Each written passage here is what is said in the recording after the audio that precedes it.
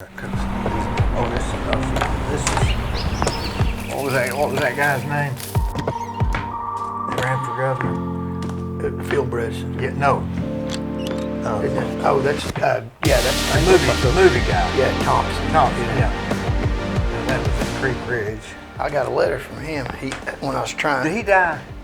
I don't think he's dead yet.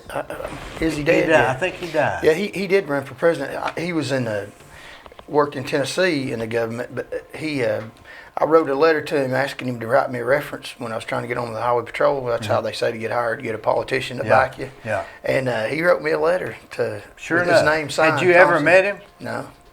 But I told him my credentials, and he's a politician. He's a good man, and he sure enough, I don't know how to put that. I'll turn it off. Power off. He wrote me a letter, yeah. His big signature on there. Here's where I went to a thing for Bredesen. This is Gene Officer, my good friend. That's me. That's David Jinks. Larry Presswood. You've seen him on the podcast, but he's a little older now. That's Bill Harris. Troy L. Dixon, who wrote this book. Troy L. He went around town telling everybody he was going to be on Johnny Carson. But he wasn't. He told everybody he was going to take his book on Johnny Carson. But it was but he won. Bredesen won. He was a pretty good governor, wasn't he? Yeah, he was. You can't argue with results. You can't argue with him, right? with results. No, it's an excellent book. It's up to date too. I mean, it's stuff that I read now. I read a lot that's dangerous, I know, but stuff I read now, it says the same thing, and that's the copyright on that's 1980, I think. So it's a brilliant book. He was the chief appraiser for the state of Tennessee for the highway department. He'd go out and say, "We'll give you this much for your house," and that sort of stuff. And he was. I'll tell you a story about him. He worked for Doug Elrod, who was him and Gene Officer worked for Doug Elrod, and and Doug Elrod was running for re-election in town for the assessor's office. He was the incumbent.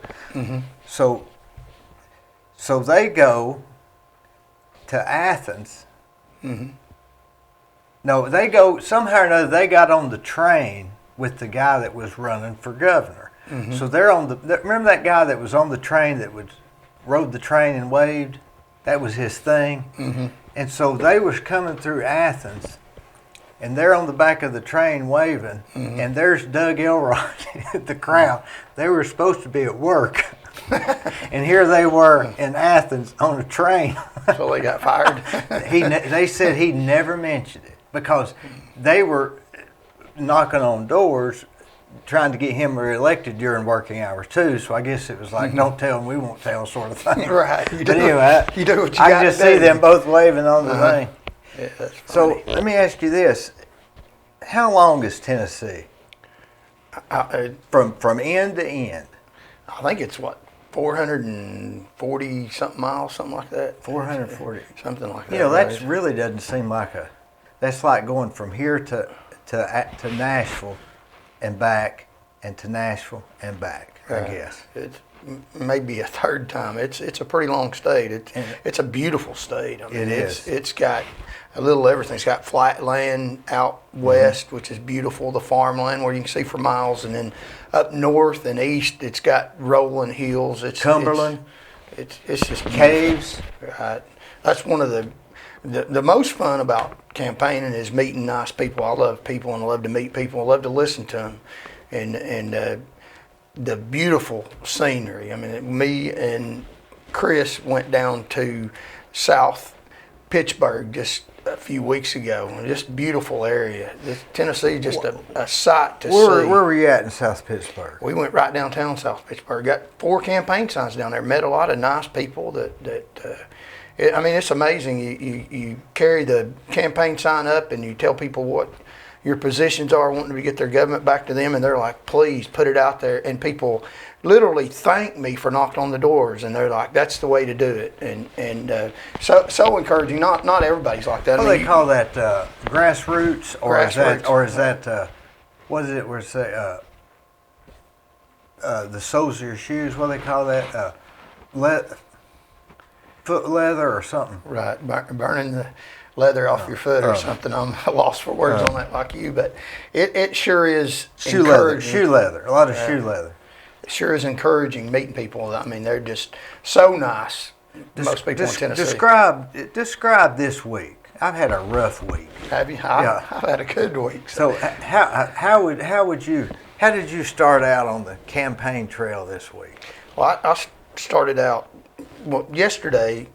I went to up in not Decatur, but I went to Norris, Tennessee yesterday, and a little small city beside that, and knocked on several doors. Knocked on the first door, and a lady listened to me. I just asked her. I just knock on the door and say, "I'm Charles Van Morgan." I hold my sign up so that people know I'm not a burglar or something. People are scared for their safety, and I understand that. I would too. And so they know who I am. I'm telling them I'm Charles Van Morgan. I'm running for governor of the state of Tennessee in 2022, and I just asked them, "Can I give you some information about the campaign?" Why did you stop at her particular door? I just pick doors at random where there's several in a row because I'm just targeting rank and file Tennesseans, and I know you can get a list of voters, Democrat and Republican, and you can do that. That to me is pretty time consuming, and I'm going to do that in the future, but it's pretty time consuming to be able to have to find an address and all that. And I'm not sure if that is even that much important right now. You could take a Democrat vote or an independent or a Republican, just forget it, just because you don't have, in Tennessee, you don't have to state what party you're in. Right. If they ask me, I'm independent right now, but I've got an appeal to all the voters. According to that book, people vote by conscience rather than party. So I'm not. In the end, don't they? In the end, they sure do, and I certainly have a very good appeal to their conscience, because I'm going to bring their government back to them, away from the public corruption. But like the lady I knocked on in Norris, I just knocked on her door, and she was concerned about her safety. So not me personally, but there's a pandemic going on right now, right, and I carry a mask and gloves and hand sanitizer, and I knock on the door and I move way back. So I'm doing it safely because I'm conscientious about people's safety. But why Norris, Tennessee? Was that part of, or you have a plan like? Oh, we got a plan. Yeah. Like you're going from the north end of Tennessee to the south, or how's? My plan is, and it's working very well. People are going to be very surprised. It is to go to one city, like I went to Norris, which is up north, and the day before that I went south to Decatur. So I'm going completely opposite direction, lighting a small fire with as many houses as I can light in these small areas, and it's getting lit. You can find campaign signs all over the state. Did you know you were going to Norris, Tennessee the night before? No, I pick a city at random. I mean, there's a framework in place, like the legal system. I've got a legal education, so I think a lot like a lawyer does, an honest lawyer. I'm not bound by the system, though, because evidently they don't like me too well, which I don't care. I think it's part of the public corruption that's against Tennessee. But the framework is to get every city, and I'm going to try to twice. There's like 600 cities in the state, so I go the opposite direction from where I went the day before. I pick a city, and it's been very successful. A few weeks ago, I went all the way out to Unicoi County and knocked on doors out there, got a lot of campaign signs, and went into a dance club. It was non-alcoholic, which I don't have a problem with. I campaign in bars. I've been to bars here in Cleveland. They do. I got some posters up in bars here that I didn't drink. I don't personally drink myself, but I am around a lot of people who do, and that's perfectly fine with me. But I went in that club and I offered them to give them my campaign literature, which is part of the strategy, the leaflet drops. It's a strategy, nonviolent strategy they used in the military. And the man said, "Hold on just a minute."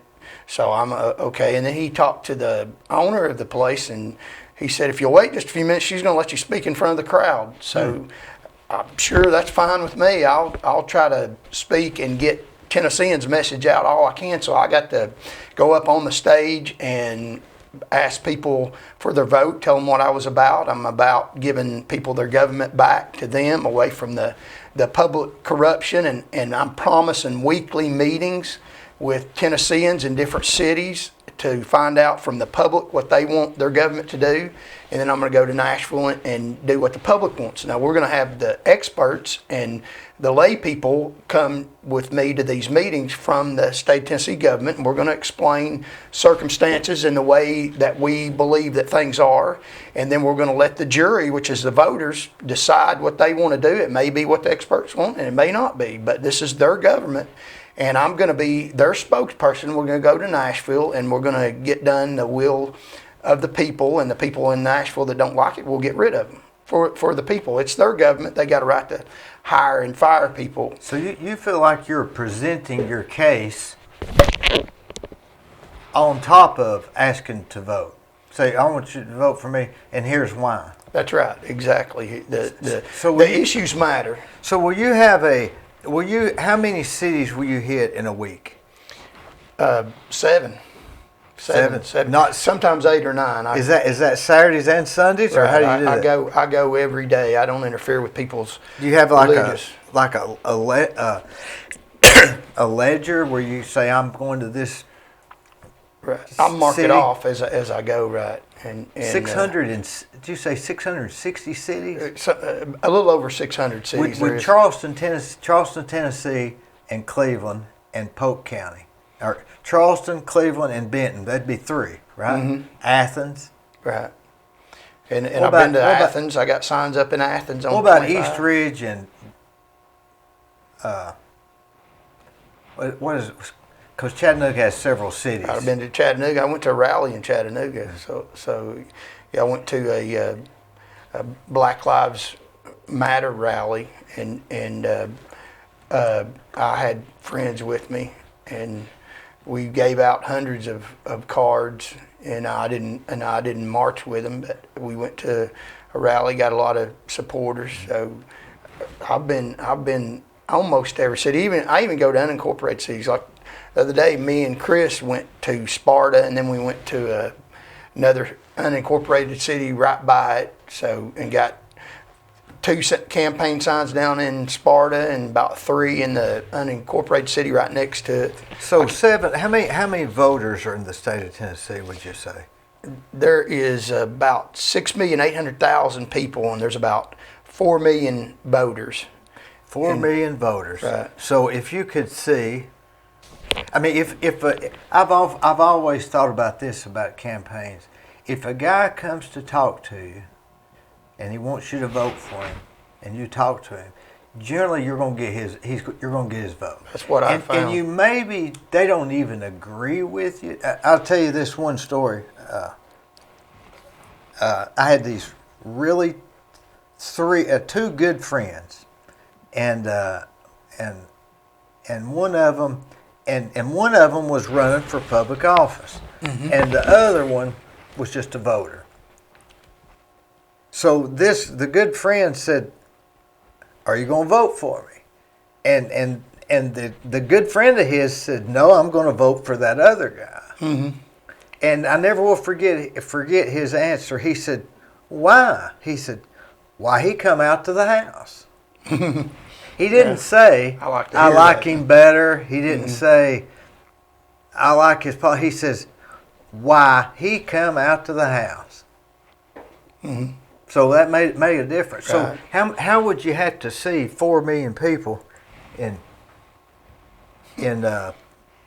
2 years, right? How many months is it? Is there a primary? It's almost 600 days. I don't have to run the primary because I'm running 600 independent. days. 600 divided by 4 million is what? It's you do the math. I have to have a calculator. It's several.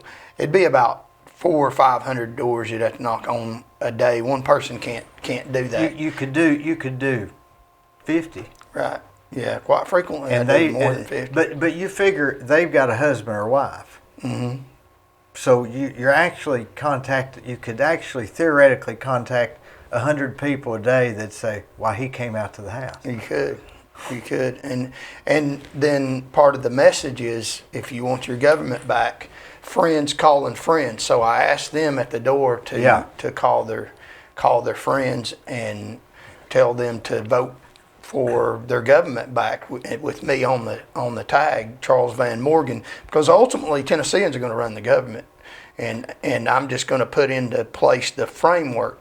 Because I'm a fighter. I will fight for people. That's what I've done all my life. And well, anybody that's going to 7 counties a day or cities a week, that knows how many voters, that knows how long the state of Tennessee is, has got to be doing some thinking. Yeah, I'm a thinker. Getting through law school, they teach you skills that are very beneficial. And I'm not a licensed attorney, so I'm not bound by the corrupt government, but growing up, what was your main thing? Well, I'm the son of a widow. I was born. My mother lived in Chattanooga, and the closest hospital was John L. Morrill Hutchinson Hospital in Chattanooga. So you're nearly from here. Right. And I've got 4 sisters. I seen them yesterday. All of them are for me. Tammy, John, Anna, Dawn, Arlene, and Are they all live in Chattanooga also? No, they all live in Knoxville, Tennessee. We meet usually every week. My mother just recently passed away, who raised us all, and since she's passed away, we've become a whole lot closer and see each other. And I've got wonderful sisters. I mean, they are so good to me. How many? 4. 4 sisters. You're the only boy? Right. My father died when I was 2 years old. He was in the National Guard and got an honorable discharge from the military. How old were you when he died? I wasn't 2 years old yet, almost 2 years old. And my mother. Any memories at all? No memories at all. No.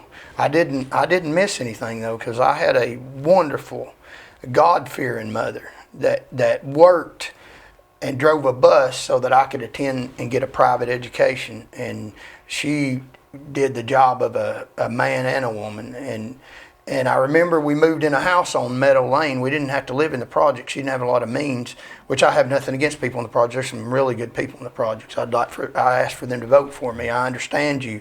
But I remember her saying that God protects the widow of the border of the widow. And we got a house in South Knoxville, and that's where I was raised. Her driving a bus to send all me and my sisters to private school. How did she migrate to Knoxville? Well, she was from Monroe County, and she wanted to get away from all the relatives down there and make a life for her own with my father passing away. And so she moved to Knoxville. She had some of her relatives loan her the money to put a down payment on a house, or we wouldn't have been able to get that. I remember her saying that had it not been for God and His blessings, we would have been in the project. So fortunately, I didn't have to do that, and God was true to His word. He protected the widow of the fatherless. Now, I don't want to sound like some great Christian, but I'm not. I do agree with the Christian faith that is in my heart, but I also believe that government does not need to be involved in religion, that we need to protect everyone's right, even the right not to believe, because Jesus would not force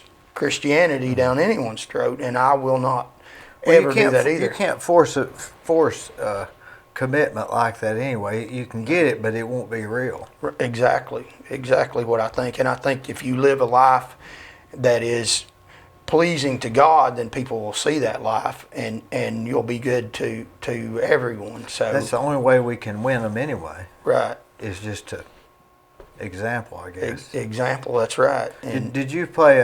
Did you go to? You said you went to private school. Right. That was unusual for that era, wasn't it? It sure was. I got an excellent education from a biblical perspective, and I also understand evolution and things like that from a secular, because I've got a secular education, but I'm a Christian, and I believe that God created the world and everybody, and I think ultimately God's got things under His control. But I do believe that people have to fight for what's right. And this country, this nation, this state was built on individual freedoms, and those freedoms are under attack right now. And I think that they're under attack by the government. I talk to people every day, and a major concern of people is the corruption in the government. And I don't tell them that. I ask them while I'm at the door, do you have any concerns about state government that's on your mind right now?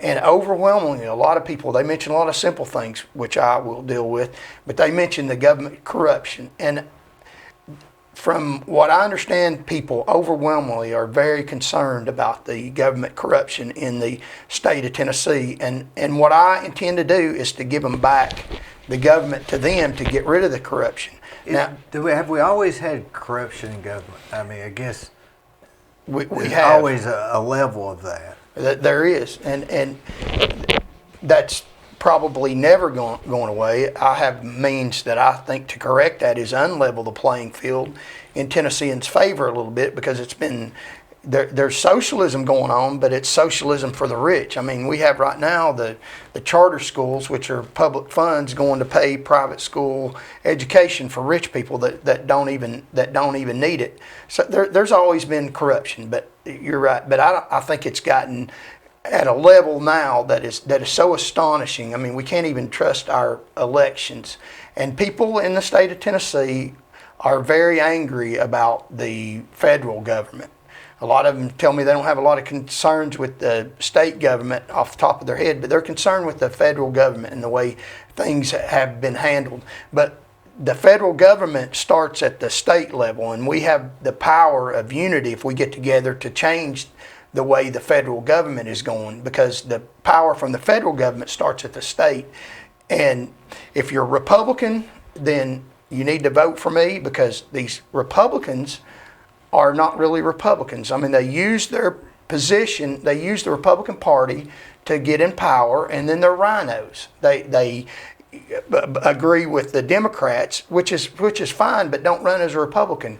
They appoint Democratic Supreme Court justices, and they just serve themselves. So if you're a Republican, consider voting for me, because I'm running as an independent right now, and I will represent you. If you're a Democrat, then you vote for me, because the Democrats are the same way. They run as to get power through the Democratic Party, because that's a way to get a lot of free votes. And then they honor a lot of Republicans.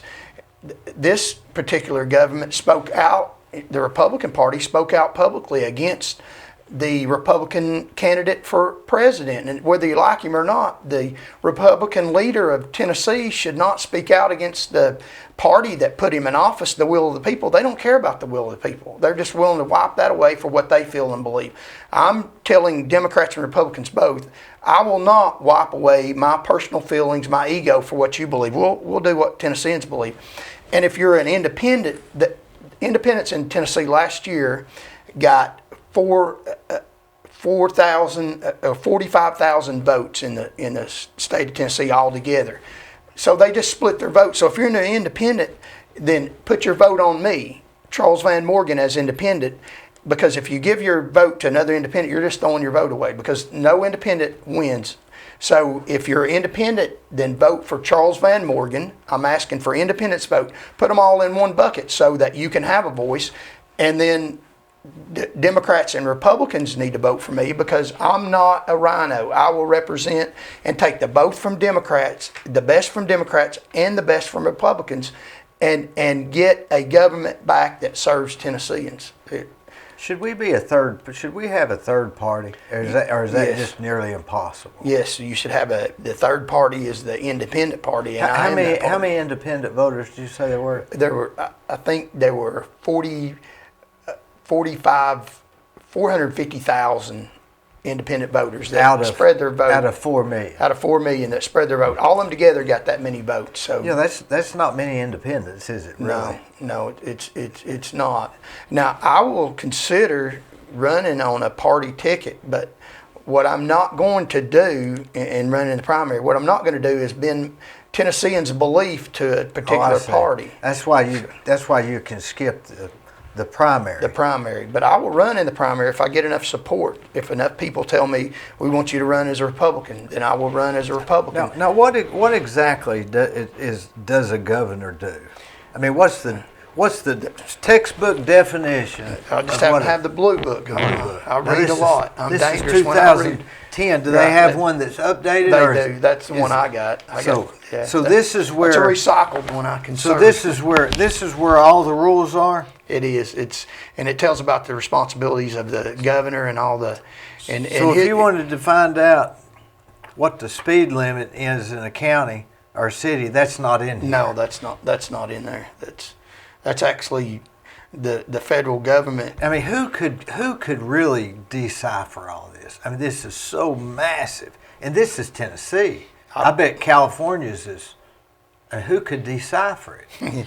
I may be breaking rules right now. Yeah, and you're responsible for rules that you don't even know about. Now, let me ask you this: at one time, Tennessee and North Carolina was the same, right? Yes. Yeah. Did they have a blue book then? I or don't know. Is this a blue book for the new? Just Tennessee. That's the blue book for Tennessee. It tells the governor's responsibilities and all that. Which is what? Which is he's the spokesperson for the people. Supposed to be. I don't think he is. They're bought out by rich people, and so his job is to implement these, that's implement the laws. His job is the actual functioning of the government.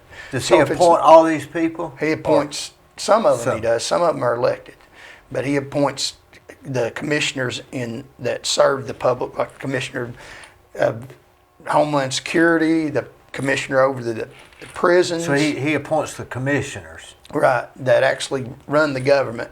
And what I intend to do is get some of the rank and file Tennesseans to serve in some of these positions. What is rank and file Tennesseans? You've mentioned that. What does that mean? That is the 4 million voters and the 6.8 million people in the state of Tennessee. The elite right now are the people in power right now that are controlling the government for their own self-service. Mm-hmm. So the rank and file Tennesseans are all Tennesseans, and we don't have a say in the government. Now, it sounds to me like that 4 million people voting out of 6 million. That's a pretty strong voting force, isn't it? It is. How does that rank with other states as far as the? It's very high. I mean, what does that say about Tennessee? It says a lot about them. People care about their government. 44.9% of people didn't vote in the last election. So, but in the state of Tennessee, of the legal voters, you're talking about 75% of them voted. Well, it was 4 million out of 6 million or something. 50 something percent. Only 44% didn't. Now, why would the others not vote? I mean, that's right. And that's part of the Mr. Troy Dixon's book. He spoke about candidates should talk about people that don't vote and encourage them to vote, which is very important because almost a freebie. Right. I guess it is. Right. If you don't vote, then and you think the government is corrupt, and I do, a lot of people do, then what incentive do people in public office have to correct their behavior if you're not going to kick them out of office for being corrupt? So I would encourage people. We have to be involved. Don't we? We do. It's our government unless we don't take part in it, and it's not. Now, have you gone as far as? What's the last state that way? Or the last city? Well, is Memphis or Memphis, and then there's a city where there's a prison up the farthest north city. I can't remember the name of it right now. But that way. Yeah, I've been as far as east to west. That would be. Is that Cumberland County or Lincoln County? I'm not sure. It's one right on the border of Tennessee, the north. Isn't there a west border? Moscow? I think it starts with a T. But I think there's a Moscow, Tennessee. But I've been there. I've been to there's every nothing corner. in Moscow, is there? Not much. There's a lot of. I wonder where they got that name, Moscow. I don't know. But it's a real place, isn't it? Right, yeah. There's a 600 cities. I've been to most of them. Been through them. Talked to the Chamber of Commerce and mostly with voters. And I've tried a lot of different things en route to winning this election. Now, why would you not just start at that end? Now, remember Alexander? Didn't he Yeah. walk with the checkered shirt? Remember that? He did. He walked the state of Tennessee, which was a pretty good catch, wasn't it? Yeah, he's a good politician. Yeah. I'm not. I'm a fighter. I don't think he was much of that. So I could say some things about Lamar. what but would you don't what want would me to you go say? there. What would you say is your hook or whatever? Or do people have do they have a hook or a thing to, he walked, that other guy's talking about rode the trains. Right. What could be your thing? My thing is strategy and winning the election, the outcome like this, and the strategy. There's a lot involved, and there's a lot of thinking behind this campaign. And the amazing thing is it's working. I mean, you put things into place, see if they work, and it's working like magic. I've got hundreds of thousands of people that are working supporting. because I had heard of you, and that's why I Right. asked you to come here. And I got some. because you've got quite a following. Some dedicated supporters in Cleveland. Some people that I love with all my heart. Some military people and some people that are working hard. And it's very humbling. I mean, I appreciate the support, and it makes you want to do right and honor what you say And you're you doing. can't give them nothing. Because No. that would be wrong, and that'd be anti what you're doing. Right. I buy their dinner. Buy a sometimes. cup of coffee or something. Now this is your right hand man. Is that? He's assisting me. He sure is a fine gentleman. Advises me. He tells me stuff I don't want to hear, and sets me straight.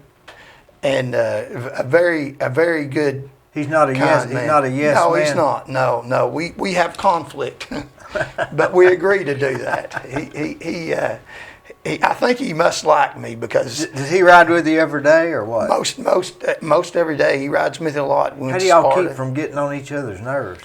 We don't. We get on each other's nerves, and we focus on winning the election, and we focus on strategy, and we focus on how we can help Tennesseans, because we're dedicated to this cause, and we feel like if we get our message out and we get the truth out, that we can win this election. We know we can. It's a matter of us working hard, following these procedures, and getting the message out. And we believe if Tennesseans are heard, which is our message, that we will win this election. I'm confident of that. And so is he. And I've got a lot of people around me that are confident of that message. They give me things every day, and it's very motivating. And I've had people pray for me, and my kind, wonderful sisters prayed for me just yesterday. So we are on our way, and it's going to be a hard road to the governor's office. People are going to be very surprised. But people have all these complicated things. You need to do this, you need to do that, and you should try to do the best you can. But what you have to do is, just like this book says, is get 51% of the vote. That's all you got to do. That's what you got to do. And however you do that is, and you got to depends on get there people. before you can do anything. Right. That's exactly right. And we are going to help the people of Tennessee. I promise people that.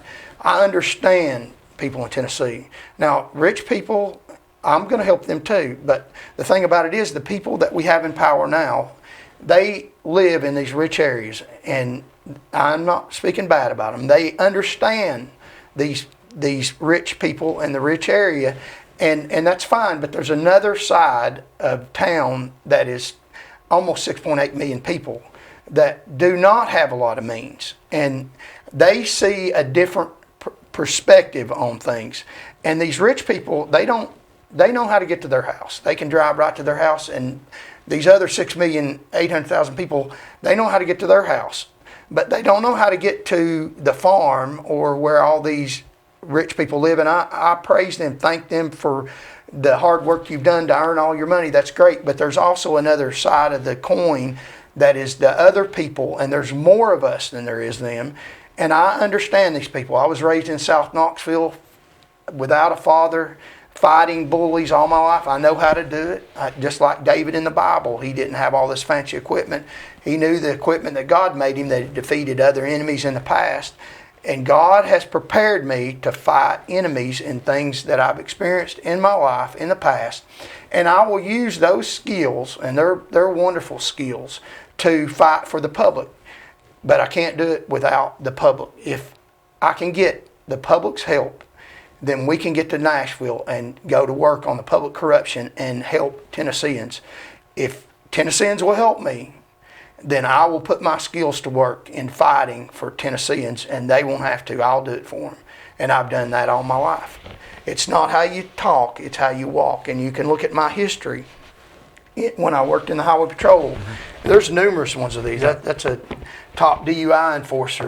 You know, I wasn't mean to people, but I protected people from themselves. I've got people I arrested for DUI that call me today and thank me for what I did. I wasn't rude or mean because they know that I was protecting people. And I put my life at risk. My feet were on the battlefield because I was doing it for a proper purpose. That's what I am. I'm a fighter. I fought drunk people. I never wanted to get in politics. The state has put me into politics. What made you in your life want to fight for justice? Seeing the injustices, and there's a lot of them. But I mean early on. Right? I mean in your teens. Having to fight. I always wonder, is there something in people's early years that made them? Can you attribute anything, or that say, oh, this incident made me want to do this, or? My upbringing with my mother, being a widow, fighting the world, and her influence over my life. I've got a lot of education. I got a doctor of jurisprudence. I passed the bar exam.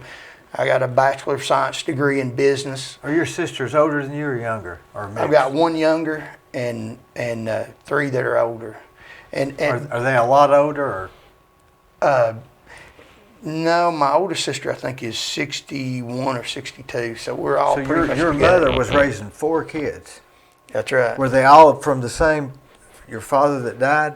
Yes. So your oldest sister would have had memories of your dad. She does. She's got good memories of him. And my mother didn't remarry until after I was 18 years old. So because she focused on her raising her children, didn't have to worry about coming home to a drunk or drugged mother. My mother was, I might find her on her knees or reading the Bible. She was a great Christian influence. What kind of bus was she driving?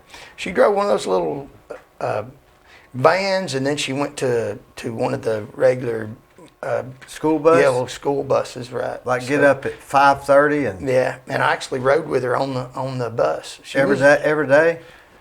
Yeah, every day to the school I went to, I sure did. So yeah, for the several years.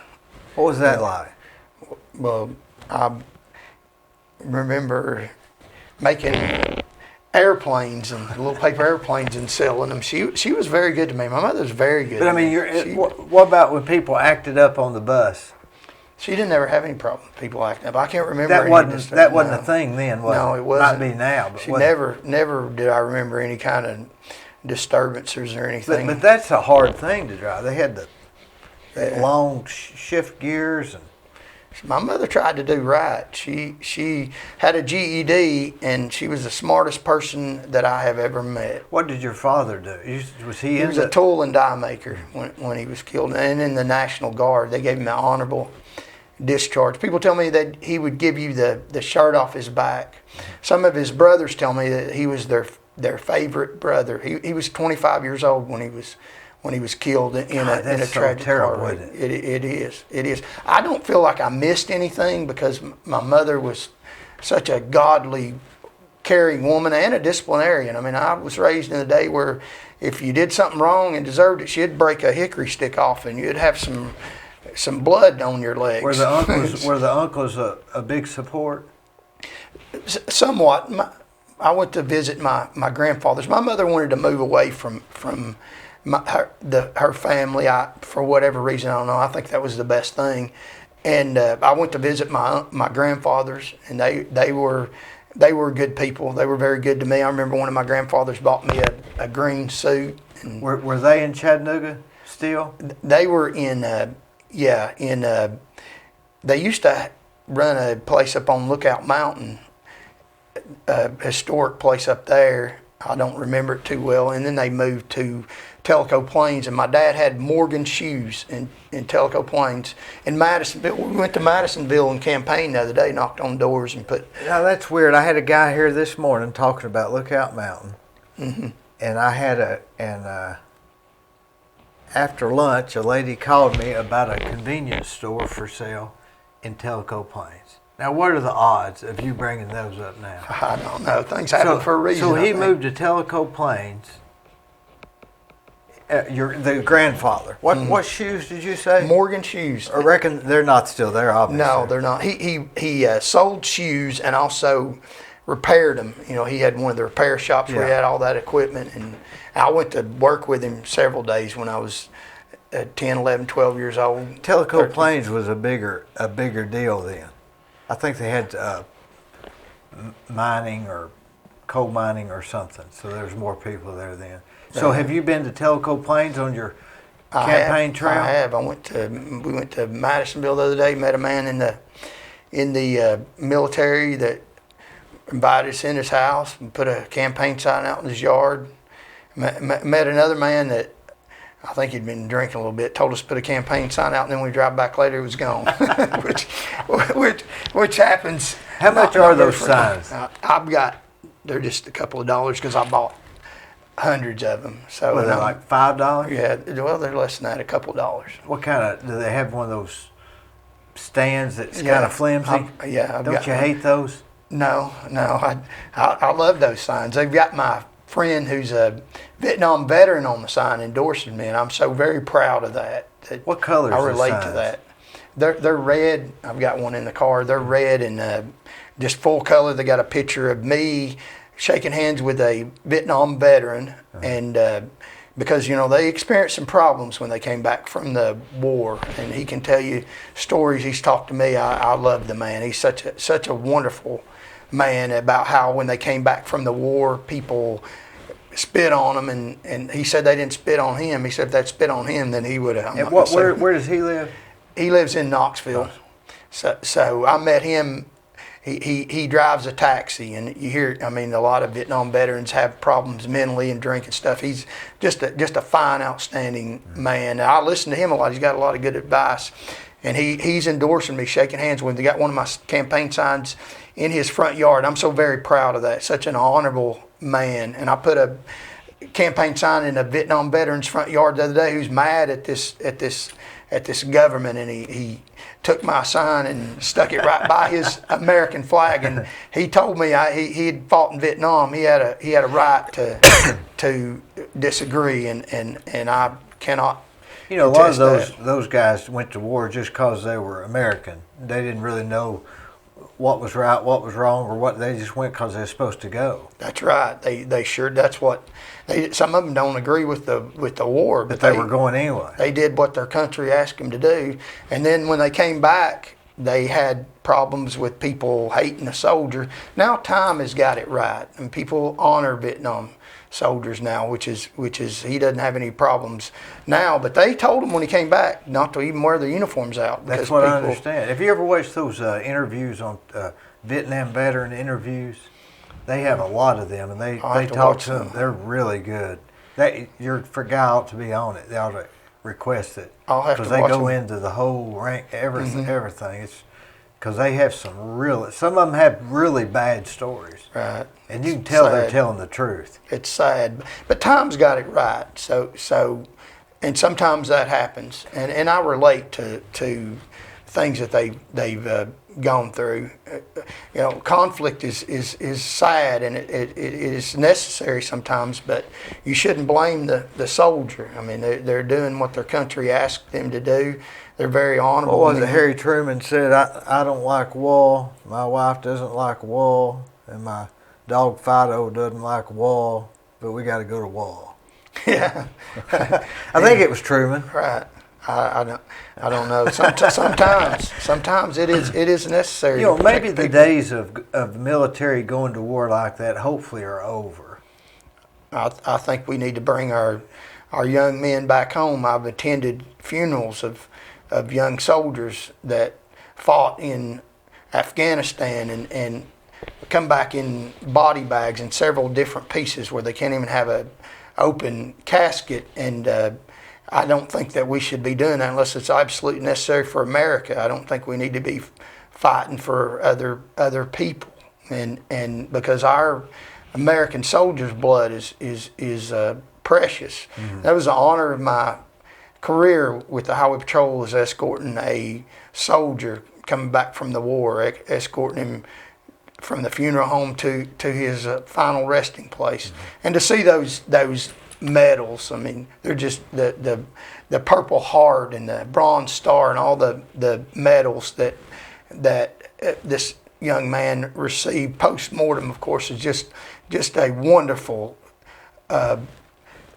symbol of the courage of these people that you know they've earned this thing, and this country should honor that. That's the reason why, I mean, people kneel at ball games during the national anthem, and you know that they fought for the right for them to do that. But I will never kneel. I don't have that right. I will stand up and proudly honor this country and the military people who have sacrificed. And I know that sacrifice, and I appreciate that sacrifice, and we should honor these people that give us our freedom. And I'm willing to fight for Tennesseans, for their government to be corrected so that they don't have to experience some of the things. I've seen some bad things, and I know what that's like, and I've seen things that people shouldn't have to see, and I want to say to law enforcement and highway patrolmen, you know, I've walked in your shoes. I know some of the things that you've seen, and I appreciate what you do, and I will make law enforcement jobs more secure in the state. There's some of them we need to get rid of, but as a whole, we need to make it hard to fire law enforcement and make these people's jobs secure, because they see some of the most horrific things. They're on the fringes of society where things are broken down, and they have to keep the peace, and they do that honorably, and I appreciate what they do, and I'm on their side. In a split second. That's exactly right. I don't make the right decisions in thinking about it for an hour. We need Can to you imagine how they would just be trying to just do their best? That's right. There's a lot of that, and I hear people say, well, they need more training. I don't know if you can train somebody for a 5-second decision. I don't think that's the answer. It's the heart and soul of the person that wants to serve society. I've been to 3 law enforcement training academies and graduated from them. I've got emergency management training, and you really can't train some things. There's good law enforcement training in the state of Tennessee. Some of the training in law enforcement I'm using for this campaign, not the violent stuff, but the refusal to die is one very important concept in law enforcement. There's some officers that are killed from non-fatal wounds. It's because they're shot, so they think they have to die, and they train you in law enforcement. If you get shot, you know you're shot, you're still alive, then you learn to shoot. If you get shot in the hand, you learn to shoot with your other hand. You practice that. So the dogged pursuit of right and refusal to lay down and die, sometimes that means retreat.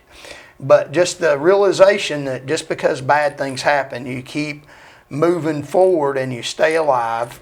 And you know, they got an exercise in law enforcement where you close your eyes and you think about your family and the things that are important to you on this earth and the reasons why you need to stay here. And you remember that when you take a hard round and when you think your life is over, and you fight to stay alive, to survive. And that's a very real threat across police officers. I mean, they get killed protecting society. And if you run into a good police officer and they honor their training, they're going to be a very difficult person to deal with if you're trying to kill them.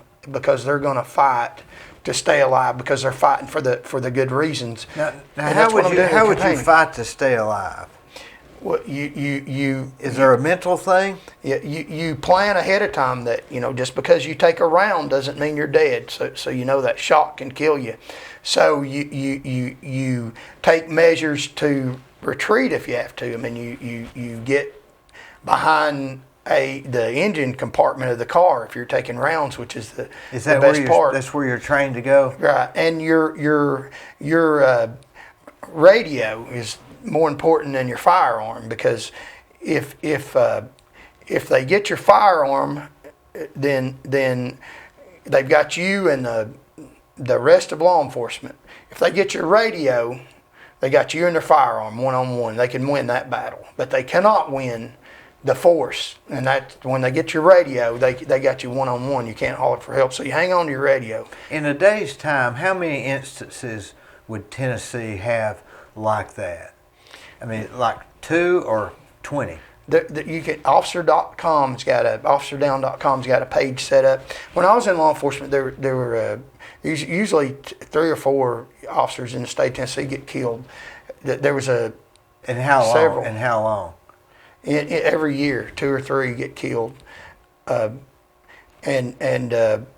it's very horrific. People out serving society. Per capita, is that high or low? It's higher in the South than it is in other states. So it's pretty high in Tennessee. I wonder why that. Of course, Kentucky. 3 is not many, no matter how you look at it. But I think it's restrictive gun laws that take guns away from people. so when a policeman comes up and says stops you for speeding, and they're going like this, you understand that, right? See, me myself, say, what is he trying to do? And I got stopped by the police in Chattanooga, and they stopped me, and the girl came up with her gun. It was a Sunday morning. It was 9 o'clock in the morning. There was nobody there, but it was a pretty day, and she had backup come, and he would move from my rear view mirror.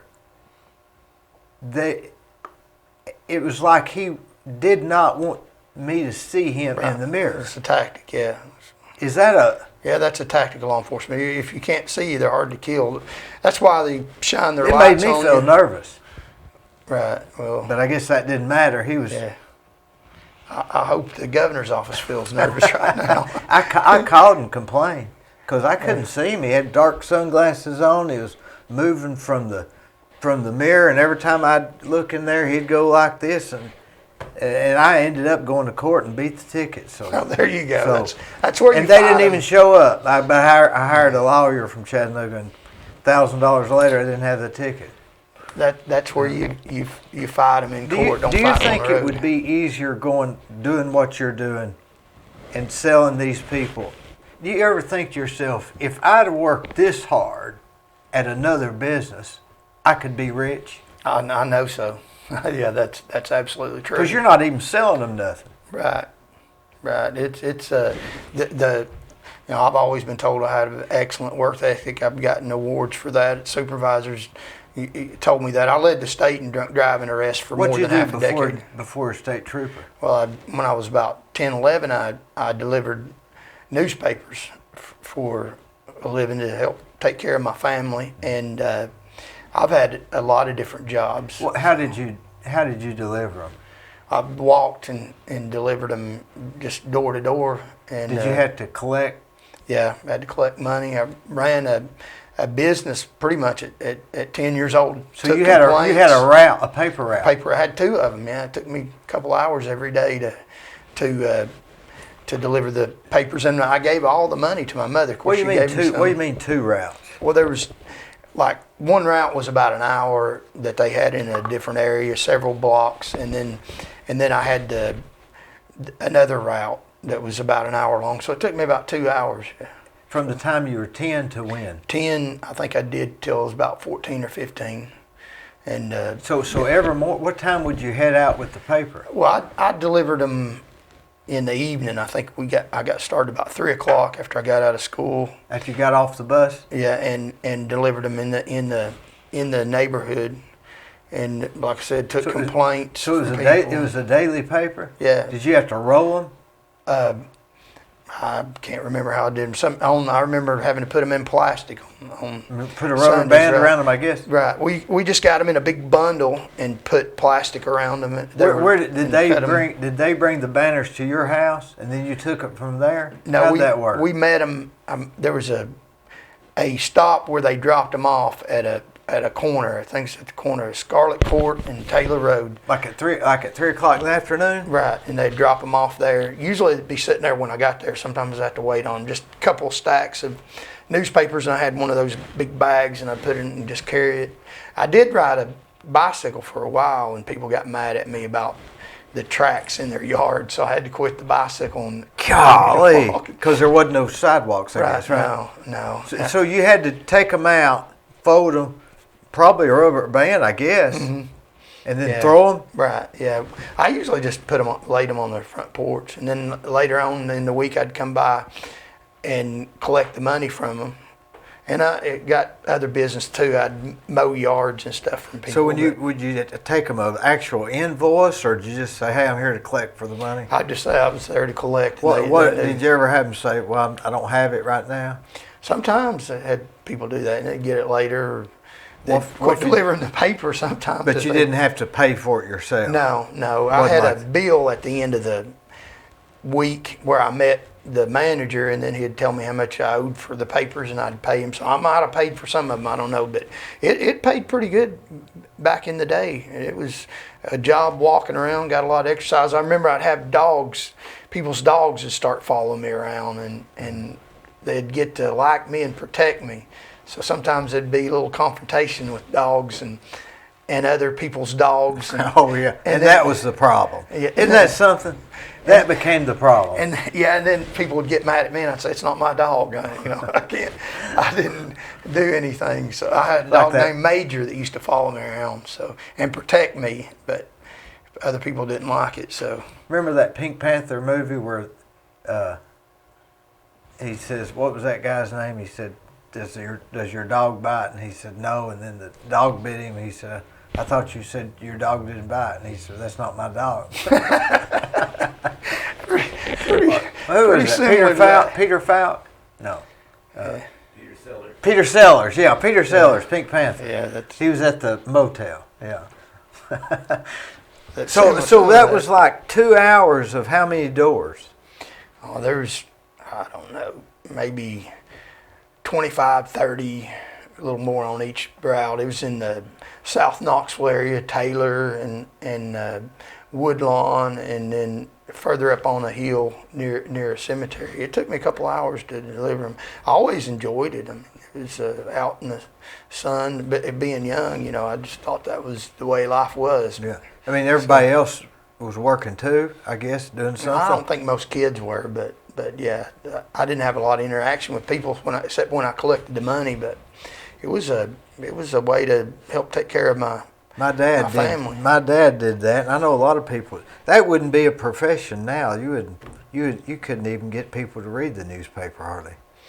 Right, they got the internet and stuff. I still buy paper off the paper man. They do it in a car now, but I still buy the paper from the paper man. I try to keep up to date on the news. I don't necessarily take hook, line, and sinker what they say. You got to take it with a grain of salt and read stuff. And does that make sense? I watch Scott Adams. That's the only guy I watch. Mm-hmm. He does a YouTube podcast, and he goes over all the news of the day, and that's it. Right. I like this. This is a newspaper ad I bought that I got. Now where I uncovered a credit card scheme. I didn't just arrest drunk drivers where people went in a restaurant and they'd buy food. Right here? Yeah, and they'd buy food, and this gentleman had a scheme set up where when you gave these waitresses your credit card, it was a multi-state credit card ring. They would take your credit card information and run it through a little scanner so they'd have your information. Then they transferred it over to Walmart gift cards, and then they go in Walmart and buy shoes and then sell them. Like within a minute or something real quick. You wouldn't even know it.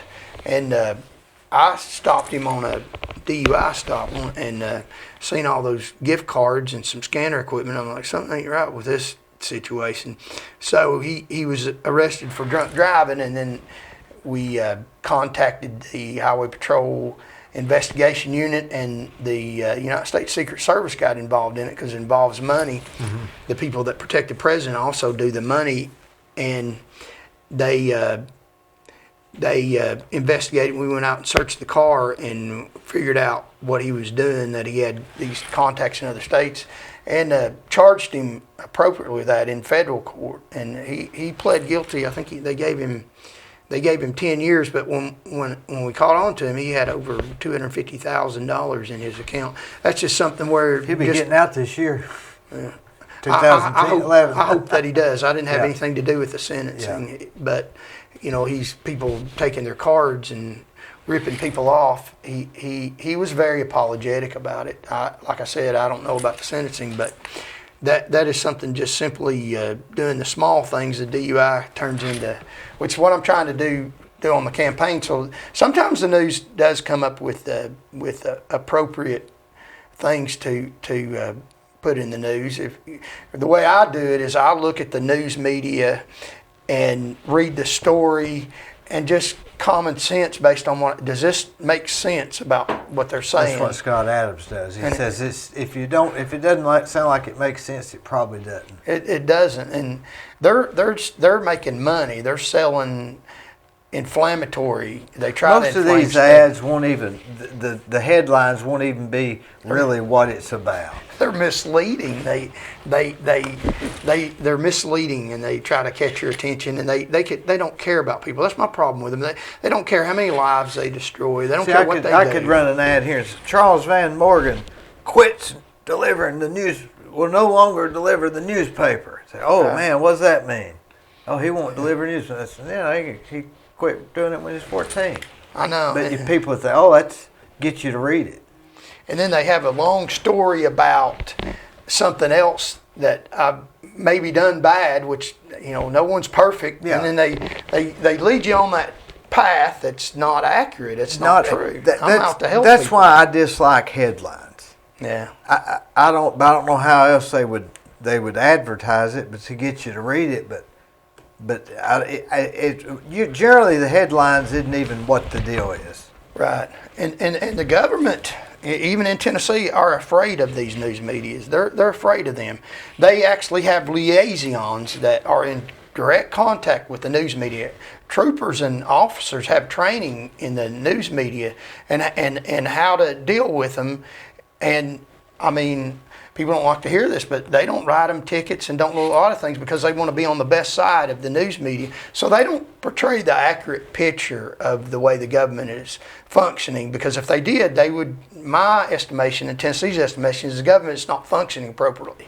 The newspaper says it is, but it's not. It's functioning for a small amount of people, but it's not functioning for mass Tennesseans. It's an image that they want to portray, and like Trump or not, love him or hate him, and I'm not on either side of the issue. I'm not campaigning for any candidate. I'm campaigning for Tennesseans. He coined the term fake news, and that's exactly what it is. I do not like the news media, and they will not run state government if I'm in the governor's office. And they can print whatever they want. So the government can print Tennesseans' truth, and we'll have a forum to contest what the news says. And I'm not afraid of these people. I will speak up to them and tell them when they're lying. Wouldn't there be a good place if they could just report exactly what happens on everything? Like the government say, this is what happened today, exactly what. Of course, then you get people arguing that that's what happened. Right. Because people get so. Did you ever wonder if the history we even read about, 100 years ago, how accurate it even is? I think a lot of it is. You wouldn't get it out of a newspaper. You can get the gist of information, but I mean, the history of Americans. Where you get it, the true information is a good a good writer that does a documentary on a specific subject who's got a record for trying to be accurate. Absolutely. Then that would be what I'd tend to read more than just the newspaper. Right. I read the obituaries and the weather, and that's about it. Right. I don't even really need to get it. It's gotten so biased lately that it's just tabloid news and Do you think we're all subject to our biases? I mean, is it hard for even us and me or you to see stuff without our biases getting in the way? They have to play some part, right? I think most Tennesseans are very smart people, and there's a good reason for some biases. I mean, there's the way I see it, there's the do-gooders out there where they see this utopia, like people from other countries coming into the state of Tennessee and us being good to those people, and that sounds really good. I mean, but you can go too far with that, where in this state, I believe this court system is in this do-gooders, and they're letting foreigners in our courtrooms and taking care of them, and that's all well good and fine. The problem is, and it's a very serious problem, is that they don't listen to Tennesseans, and this is our state. We need to take care of Tennesseans first. And when you do all this do-good and this utopia stuff and leave Tennesseans out, quite frankly, they're going to take over this country and they're going to take over this state, and we need to make sure that we're listening to Tennesseans. This state belongs to them, and that we open our courtrooms for people that live in Tennessee. Right now, it's a sanctuary state for legal immigration, which I don't think that's necessary at all. It needs to be a sanctuary state, and I'll make it a sanctuary state for Tennesseans, their voice. You don't go out and take care of somebody else's family when you can't even take care of your own. You better take care of your own family. Now, it sounds good and real pretty and everything, but the real good and pretty thing is to protect and take care of Tennesseans. And these other people will be good to them too, but not above Tennesseans. And it has gotten to the point, these do-gooders and these people care more about foreigners than they do about Tennesseans, and it's happening every day. They're moving in this state by the droves, by the truckloads, coming across the border, legally and illegally. And if you have legal people, they're going to bring the illegal people with them. And they're getting positions in government, in power. They're becoming attorneys. And, you know, I could tell you stories, specific facts. And these people that are in office right now that are allowing this to happen need to get kicked out, because if you don't, they're going to rule over us, and we may have to end up going to Argentina because they're going to take over our state. And that doesn't sound pretty, but that's just the facts. I will stop this influx of illegal people and stop the promoting people coming to Tennessee from outside this country. And we will be fair with them, but we will take care of our own families and our own state and our own people first. And we've got our hands full with that. Tennesseans first. And that's not taking place right now. I don't think at all. So I'm not going to go to Argentina.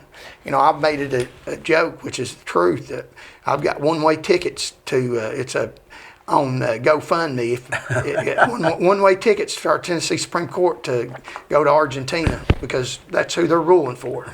So that's what I think. Does the governor have a vote? What does he vote on? The governor has a lot of vote. The governor promotes judges.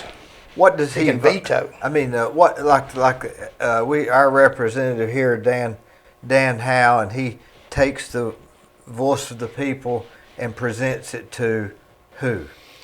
To the legislature, to get them to make laws that the people want, or take laws away that the people don't want. Now, where does the governor come in as far as his vote? Or does he vote on any of those things? Yes, he can promote these rules and introduce legislation to the legislature and right now some of the things he's doing I would not change. Is he like a cheerleader for certain?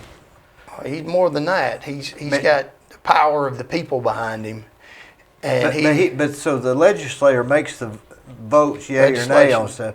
Right. But does the governor have an actual vote in that, or is he just? Yes, he's got a vote on the legislation. So the legislators vote, the Tennessee senators, I guess. Right. And then and the governor gets a vote too. Right. The House of Representatives. And does he have the veto power and all that stuff? He can veto stuff. The other branches of state government can override his veto and get stuff passed. But if you are in touch with the people of Tennessee by what I'm doing, meeting them, then you carry a lot of weight and they're not going to go against you. And there are a lot of things I'm going to do to try to get the government on my side, where we'll get the will of the people through the government, or we'll get rid of these people. One of the things I'm going to do is to have a agency of the state of Tennessee government that is not involved in politics as far as possible, that will enforce laws as far as public officials and judges that violate the public trust, to look in on them. Is there another state that has that also?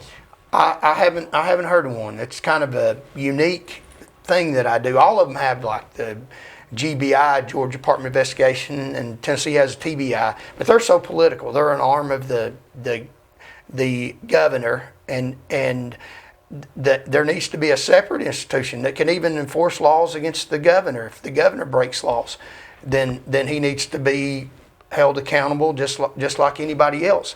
And instead of it being right now where people can in these judicial positions and these positions of public trust do whatever they want to do.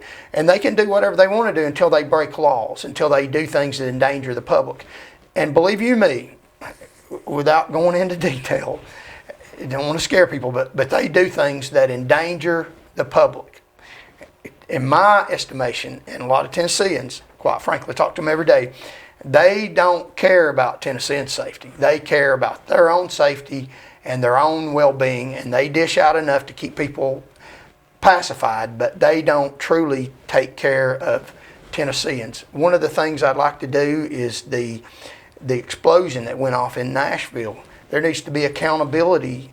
Any incident that happens or that could happen, that any state agency, any county or city agency gets information privy to ahead of time, that information needs to be required by law to be forwarded to the Department of Homeland Security, and supervisors need to sign off on it, and it needs to be passed across the governor's desk for inspection to make sure that any incident that is a great hazard to mass casualties in Tennessee needs to be dealt with if it can be stopped ahead of time, so that we don't have some type of incident take place. I've got emergency management from the University of Tennessee, so I know how to deal with these issues that are before the state to protect Tennesseans. Yeah. Tennesseans are concerned about public safety. And also, 18 years in law enforcement, I dealt with emergencies every single day. And a lot of these things, these people I guess you had to have that when you were as a state trooper, or was that extra? That was extra. Okay. That's a graduate level course in emergency management, even above my Master of Arts degree in sociology. So, and a lot of people say the same things that I know about in sociology.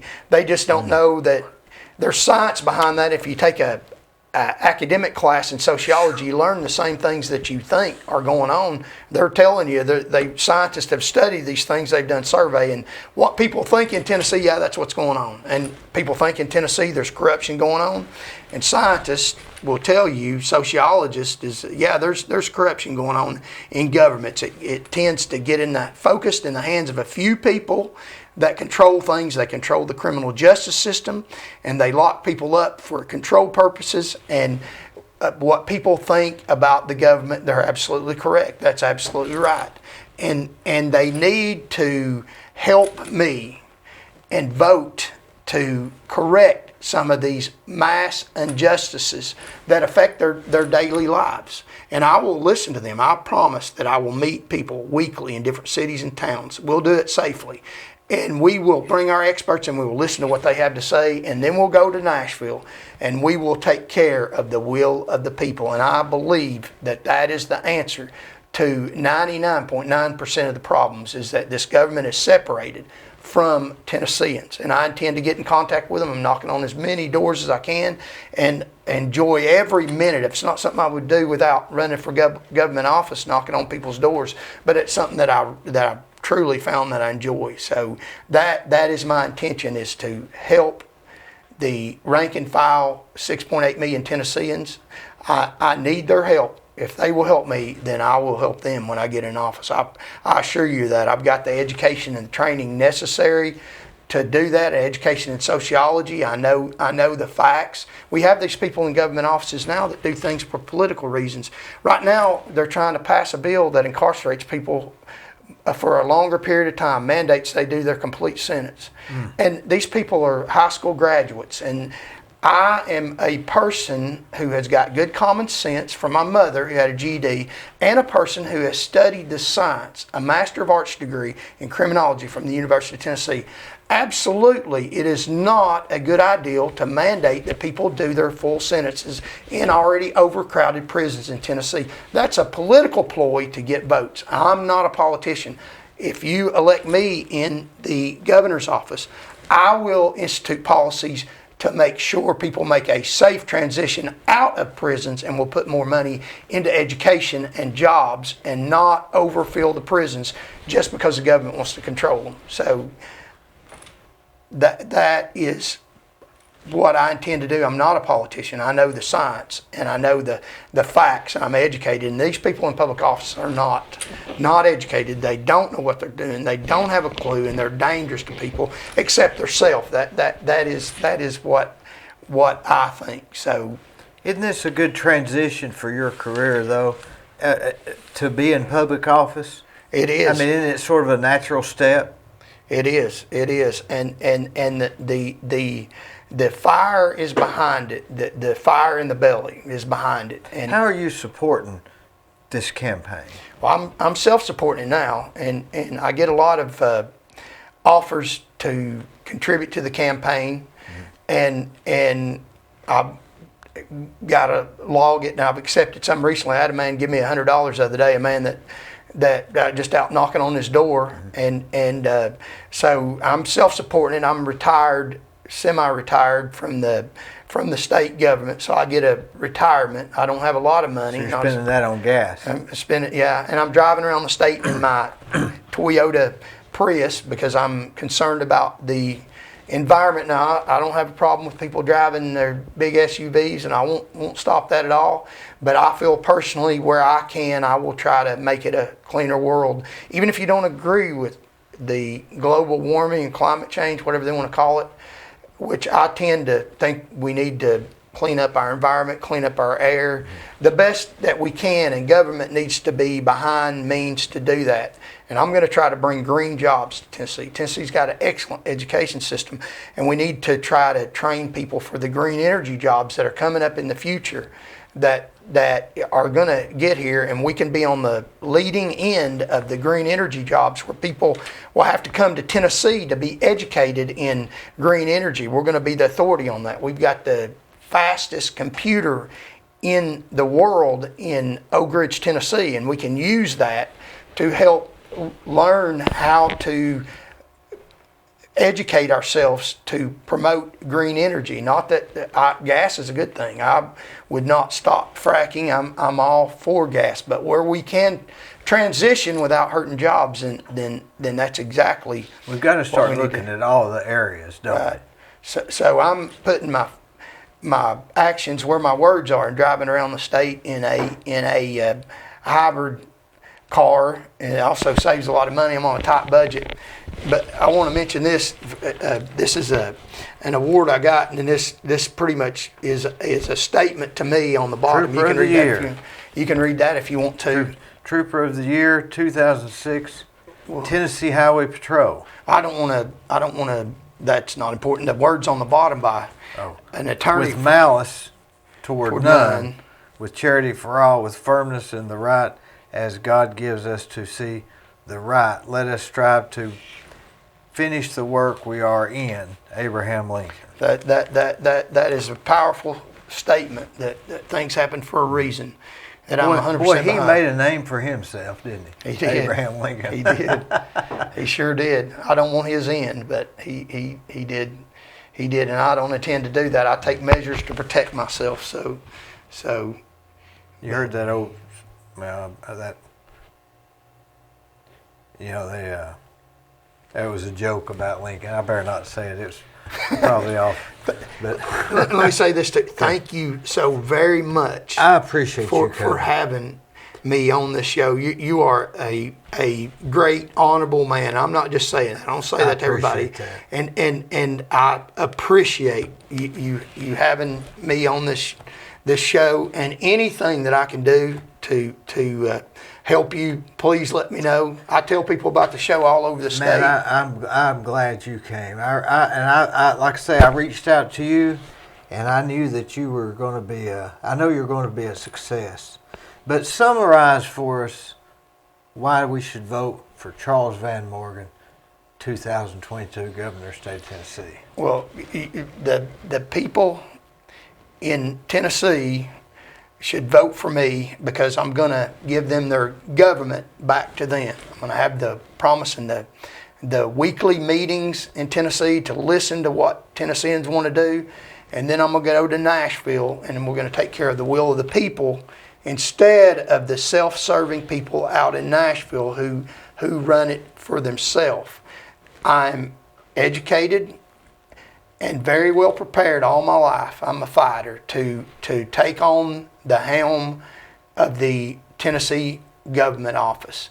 And I've got hundreds of thousands of people behind me because of the message. And we can turn this state around and make this state a state that serves the people and rid it from as much public corruption as possible. Like you said, there's no way we're going to rid all of it, but we can make it a better state for ourselves now and our citizens in the future. And I cannot do this alone. I need the help of all Tennesseans. And if I get the help of all Tennesseans and get in the governor's office, I've got the framework necessary to be able to change this state around into a state that will help the people. And you'll be amazed at some of the things that can be done helping Tennesseans when we get the state back in your favor, following your will, which is what the Constitution says. If people will read Article 1, Sections 1 and 2 of the Tennessee Constitution, it tells you we have a right as Tennesseans, when the government doesn't serve us, and this government doesn't serve us right now, they serve themselves. We have a right to take over this government, and I'm advocating overtaking this government, this social movement, this grassroots social movement at the voting booths. And then I will be the spokesperson for Tennesseans, not just the rich and powerful, for all of the mass Tennesseans. It's not above me to go to the projects, to go to the trailers, to go to the Bellmead, the rich places. They've got problems too, to serve all Tennesseans, not just a few that are in power now that use it to serve themselves. And I think that's very clear to Tennesseans. So if you'll give me your help, I'll fight their battles for them. That's what I do. That's what I'm very good at. And I would be honored, and I think that we're on the path and on the trail to do that. I think people are going to be very surprised. I'm following the means in this book, Troy L. Dixon, to get there. It's a wonderful book. And there's a 25% chance you'll be knocking on the doors of the people that are even watching this show, because that's how hard you're going to work. I hope so. That's exactly right. And that's how hard I am working and enjoying every minute of it. I'm a fighter. There's more than one way to fight. You don't just do it with violence, and you knock on doors and ask people for their vote. That is fighting to me. When I was a trooper, I stopped cars for committing offense night after night after night, hundreds of them. And I led the state, and the fatality rate was lower when I was a trooper. I mean, numbers don't lie. And people said it didn't make a difference after I left. The fatality rate skyrocketed, and I treated people fair. And it's the little things you do every day, knocking on doors and asking people for their vote. And I ask them if they have any issues with the state of Tennessee, and I write those issues down. And I'm very prepared to represent Tennesseans, and I would be honored to. And I think that come November the 8th, we're going to punch this government in the face, so to speak, and people are going to be very surprised of the outcome that a widow's son from South Knoxville that has got the heart to lead is going to end up in the governor's office. And it's going to be better for Tennesseans because I understand you and they don't. From newspaper delivery boy to the state trooper to the governor of Tennessee. Thank you very much. Appreciate you.